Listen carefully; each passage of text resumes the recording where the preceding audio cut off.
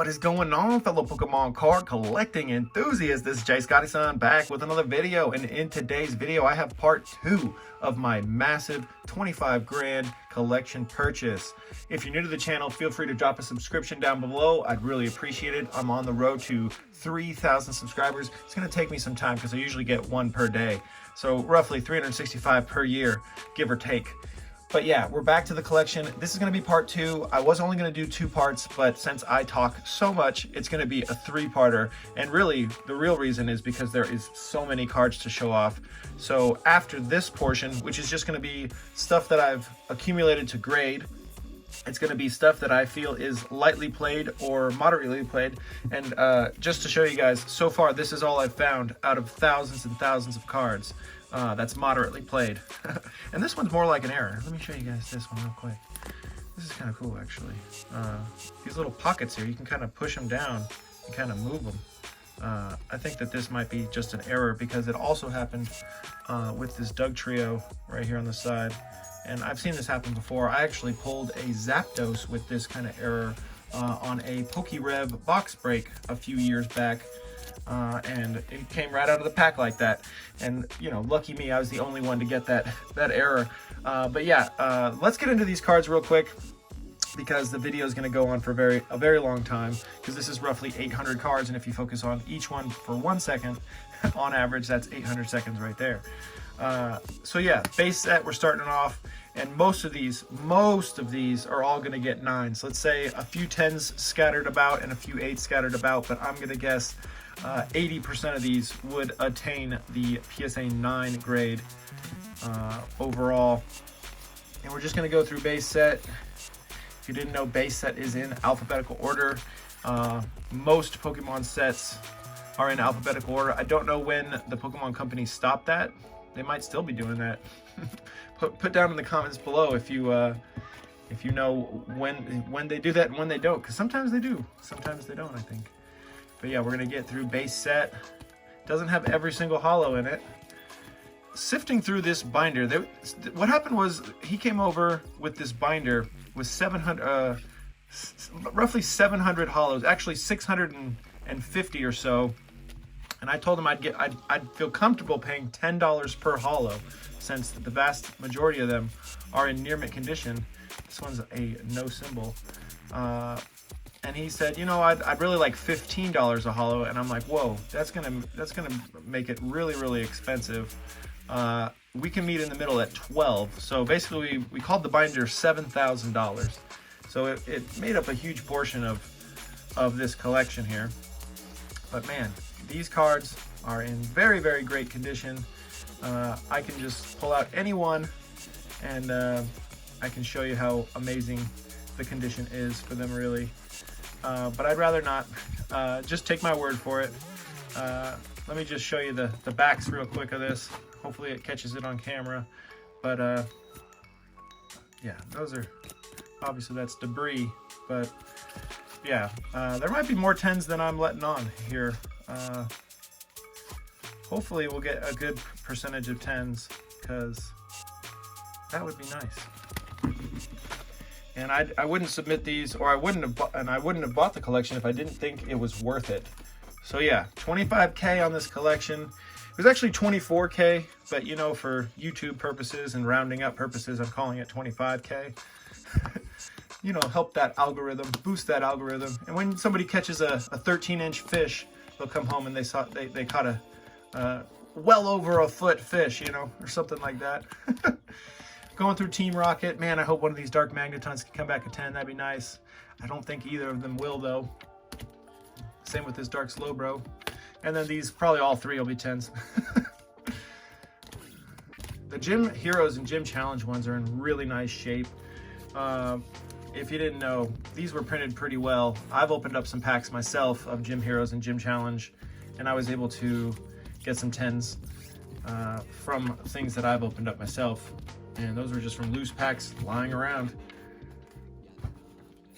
So these are all pack fresh. And well, when they say pack fresh, I mean, this guy really did, with his kids, take the cards, put them in sleeves upside down. There's one first edition. upside down and put them into a binder, and it stayed there for 20 years or so. Because he did have some sleeves on these that had 2008 organized play on them. And I just had this idea, and now it's skipping. Now it's going away. A couple of Erica's Venusaurs. It'd be nice to get a 10 on one of those, or both of them. What was I gonna say? Yeah, I'm sure it'll come back to me. Something that I wanted to mention, but you know, can't mention everything in these videos because I don't do any editing to them. Well, I do a tiny bit by adding the intro and the outro. I need to make a new outro. My outro is kind of garbage. It's like, it just says that I have 1,200 subscribers on it. So I have 2,000 now. So it is time to get a new outro sometime in the near future.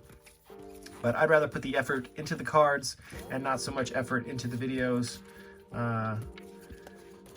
Yeah, and the effort is definitely showing with this collection here. And this collection by no means is like a small portion of the total amount of finance that I have. This is a major portion of my income, and I had to, you know, go to the bank twice to get out all the money. Yeah, this is not a walk in the park for me. It's a very big risk actually, because you know, my wife and I just had our son. He's almost 10 months old now, and she quit her job last November so that she could you know, watch our son full time. And I buy, sell, and trade Pokemon cards all the time, and it is my primary source of income. But luckily I was collecting a bit before 2020, so I do have quite a lot of Pokemon cards. And Pokemon cards do well. And you know, if I work 45, 50 hours a week, I do see the fruits of my labor. Much like anything, if you get down to the grindstone for anything that you're working on, eventually you'll start seeing some fruits of labor. Look at all these Misdreavuses. One of them has the extra hollow area, and you can tell by her eyes. You see those eyes? Yeah, you can definitely see the difference of those two. And that's the only one with it right there. Hopefully the double hollow area. I'm gonna have to remember that when I put this down. There's also like maybe 1% of these have non-English, so I'm gonna have to check that out. Now we're gonna get into some e-readers. So if you've watched this far along, after Legendary Collection, we get into the e-readers, and a lot of people definitely enjoy those. So here we go. We got 1, 2, 3 reverse Dragonites, and 3 reverse Gengars, and 3 reverse Mews. Check those out. Imagine if one of those snags a 10. That would be awesome. And then there are some hollows here too, I believe. Or maybe they're all reverses. There you go. I think I got a pile. Oh, the pile that I'm initially, yeah, the one that I already showed off had the hollows in it. The one that I'm going to send off first. And man, we're trekking through at 8 minutes, and we're about a little bit more than halfway through this pile of cards to get graded. What do you think? Do you think this is worth 25 grand and then about 15 grand of grading costs for all of this? So you're going to be 40 grand in. What do you think, monetarily wise? Is this a good decision? The real way we're gonna figure that out is based on the grades. You know, these are Maldos. Let's say they get 8s. In a PSA 8, I can sell them for maybe 25 bucks, and I paid, let's say, 15 bucks a card, roughly speaking, and then I pay 15 for grading. So then it's 30 bucks. So these really have to get 9s for me to break even with fees and whatnot. And then I'm really hoping for a few 10s scattered in so that I can actually make a profit. So that's really where this comes down to, is throwing some 10s in there. And let's just show you the back at one of these Jolteons, right? So yeah, there's gonna be some 10s in here that that's what's gonna make me benefit from this collection.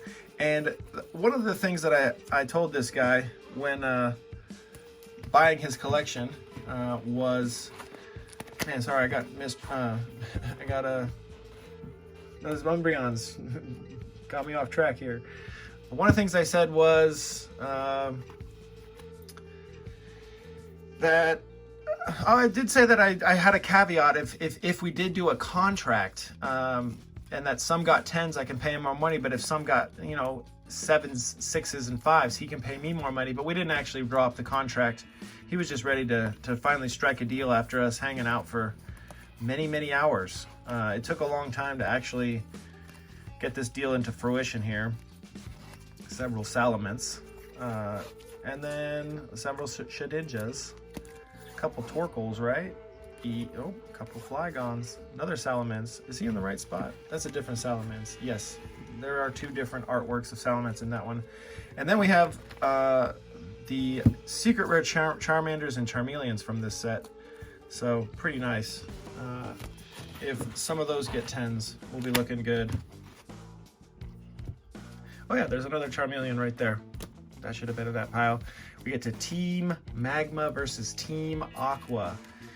And like I said before, if these get 8s, we're not looking pretty. But if several get 10s, we're looking pretty good. Yeah, tons of Team Magma versus Team Aqua. And that's where I brought up the alphabetical stuff earlier. So this one, the hollows go from here, but then we get into Team Magma, so it's red. So A right there, it starts with C for the green ones and blue ones. And then we get to the red and purple ones for the Team Magma. So it starts with Team Aqua and then it goes to Team Magma. So check out all those Houndooms. But yeah, down in the comments, I'd like to hear you guys' thoughts. Like, hey, if you had 40 grand to spend, would you spend it on this? Or would you, invest it in the stock market or whatever? Oh yes, now I remember what I was going to talk about. So when I was doing the deal with him, I was like, if I don't make money off of this, it's still okay because I enjoy these cards. So I buy cards and have them sit around for years on my eBay store, and it is fine by me because they are still part of my collection until they sell. And once they sell, they are part of somebody else's collection. So I wouldn't mind if this, well, of course I'd mind. It's a huge portion of my funds that I'm dropping on this, but it would be okay if these don't sell and they're stop being worth so much money down the road here. But I don't see Pokemon stopping. It's kind of a beast, I mean, look at these modern cards right now. That's why I wouldn't invest heavily into a modern set or modern cards, because I personally wouldn't want that to just sit around for 5-10 years and never sell, because I don't enjoy them as much. I enjoy this. I enjoy this Nirvana Squirtle that I have 2 of, and then a couple more secret rare Charmanders. They did a few sets with secret rare Charmanders for some reason, or box toppers. I'm not sure if that's a secret rare or a box topper, because I've never opened up a Fire Red Leaf Green box. I think it's a box topper though. Then we get into Team Rocket Returns, and man, there are some really nice cards in here. And I'm just sending these off to PSA eventually. I'm going to be doing it in waves. I can't just send everything at once. These I wanted to show off too. If you made it this far into the video, you get some cool cards. They don't really show up the hollow pattern here. Let me turn this off. Let's see if they show up. There is a hollow on the metals themselves. Man, it really just isn't showing up. But I looked up these on eBay. Yeah, you can't really tell from the lighting in here that well. But I did look these up on eBay, and the minimum was like $100 a piece for these. So pretty cool to have these thrown in, because when I'm buying the collection, I didn't even know that these were in there. And then we get into some more mid-era stuff here, and you're gonna get some cool eye candy here if you like stuff from the black and white era and some full arts and whatnot, because there's some really cool stuff here. And check out all these shinies. Zoroark, Gardevoir being blue. The lowest one I can find on eBay of this was like $350, which is crazy to me. So these cards in this condition are quite rare. Got a nice Mew, this shiny Meowth. And then a couple shiny Pikachus. Giratina, Lugias, Articuno. He had the pricing on these. He's like, if they get 10s, they're over $1,000. And if they get 9s, they're $300. And I'm like, yeah, I'm not gonna pay $300 for them. And these ones actually, of course, these were the ones that I looked over, and I don't think these ones are even gonna get 9s. They might get 9s, but probably 8s. And then a few Cresselias, Black Curums. I think I have several of those. And this is the last stack. Finally, we're getting here after about 15 minutes of rambling. Here we go. Victini's, Tornadus. Everyone loves Tornadus, right? Virizion. Here we go. We're finishing off. A couple more Lugias. In these, he said they go for about 90 bucks in a 9. So that's kind of cool. Maybe you want to get a 10. I like this Latios a lot. Kind of looks like he's shiny or somewhat, but he's not, I know. Mew EX, Giratina EX, Mewtwo EX, and Toxicroak. So yeah, this was part 2 of the massive collection purchase. There's still a lot more to go over. Maybe in the comments, you can write, the smart people will probably say, you know, I haven't seen the whole collection and I haven't seen it in person, because investing that kind of money, you'd really want to look at it in person.